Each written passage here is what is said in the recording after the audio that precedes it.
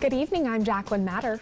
And I'm Scott Dennis. Thanks so much for being with us tonight. Our top story, one family is calling for change at a new Longboat Key dog park after their dog slipped through the fence and was then hit by a car. The dog is now fighting for its life. Well, the town of Longboat Key says it's looking into the issue. The dog owner is calling for the park to be shut down until the town comes up with a solution. ABC 7's Jess Dowdrick joins us live from Bayfront Park on Longboat Key, where this accident happened. Jess? Jacqueline, Scott, as you can see, this dog park behind me is just yards away from Gulf of Mexico Drive. So when one Longboat Key resident's pup squeezed through the fence, it was met head-on with a car and is now in critical condition. They didn't expect him to live the night, but he did.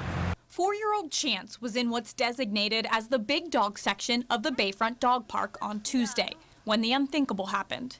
He actually squeezed between the rungs of the fence, and he's a medium dog. He's over 20 pounds. He was hit by a car on Gulf of Mexico Drive.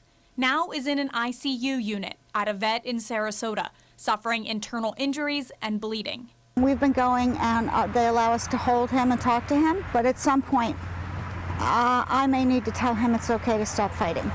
Deborah Lament is heartbroken. Chance as much of a member of their family as their children. It's very, very important to my husband and I that the park be closed until it can be properly repaired. Town management says that's not going to happen. Here's the issue. The fencing that was installed in the designated small dog side of the park has bars much closer together than those on the big dog side.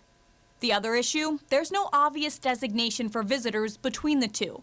That issue will be fixed. We're having two signs made, one very large, very obvious. It says big dog, small dog, and putting each one of those signs on the gate. Police Chief Peter Cumming was at the dog park today examining the issue and met Lament. I think it'll help, and I think it's the least we can do at this point.